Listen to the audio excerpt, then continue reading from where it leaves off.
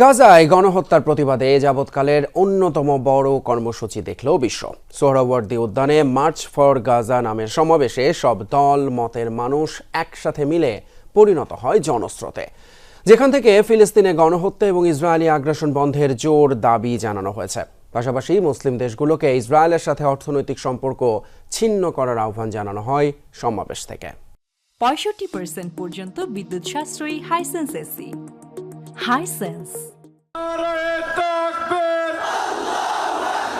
সব মত পথ মিলেছিল এক গন্তব্যে, এক ঠিকানায়, ঢাকার ঐতিহাসিক সোহরাওয়ার্দী উদ্যান।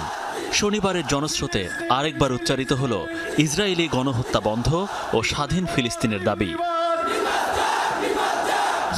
ছিল না আনুষ্ঠানিক কোনো উদ্যোগ, বক্তৃতার ফুলঝুরি, সবার কণ্ঠে শুধু ছিল প্রতিবাদী স্লোগান। মঞ্চ থেকে ভেসে আসা গানের কথায় ফিলিস্তিন একদিন মুক্ত হবেই, ধ্বংস হবে সাম্রাজ্যবাদীরা।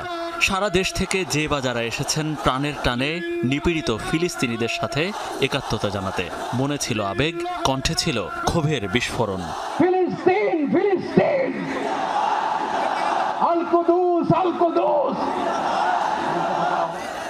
সকাল থেকে মিছিলে মিছিলে লাখো লাখো জনতা হাজির হন সোহরাওয়ার্দী উদ্যানে। জনস্রোত উদ্যান ছাড়িয়ে ঢাকা বিশ্ববিদ্যালয়, শাহবাগ, রমনা এলাকায় অবস্থান নেয়। নির্ধারিত সময়ে বিএনপি, জামাত, এনসিপি, ইসলামী আন্দোলন, গণ অধিকার পরিষদ সহ অন্য সব রাজনৈতিক দলের কেন্দ্রীয় নেতারা আসেন মঞ্চে। ফিলিস্তিনের পতাকা হাতে মার্চ ফর গাজায় একাত্মতা জানান সবাই। ঘোষণাপত্র পাঠ করেন আমার দেশ পত্রিকার সম্পাদক মাহমুদুর রহমান। মুসলিম উম্মার প্রতিনিধিত্বকারী সরকারের জীবন নিকট দৃঢ়ভাবে আহ্বান জানাই, এক, ইসরায়েলের সাথে অর্থনৈতিক, সামরিক ও কূটনৈতিক সকল সম্পর্ক অবিলম্বে ছিন্ন করতে হবে।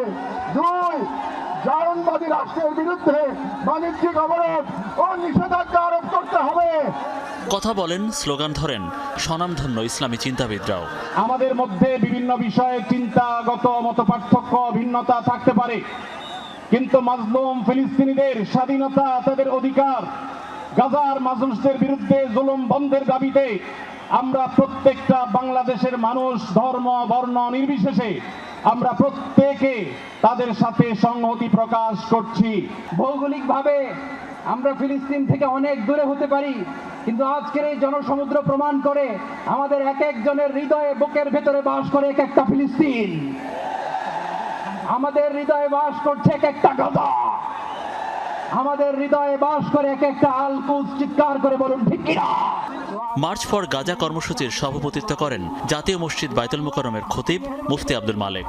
নিরীহ ফিলিস্তিনের উপর জুলুমের অবসান চেয়ে আল্লাহর দরবারে হাত তোলেন আগতরা।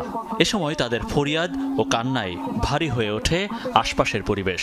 বাংলাদেশের সকল স্তরের সকল জনগণের পক্ষ থেকে, পুরা মুসলিম উম্মতের পক্ষ থেকে প্রতিবাদ প্রতিবাদ প্রতিবাদ। ইয়া আল্লাহ, আপনি মেহরবানি করে কবুল করেন, আপনি কবুল করেন। শিশুদের রক্ষা করেন, নারীদের রক্ষা করেন, ইয়া আল্লাহ আল-আকসা রক্ষা করেন।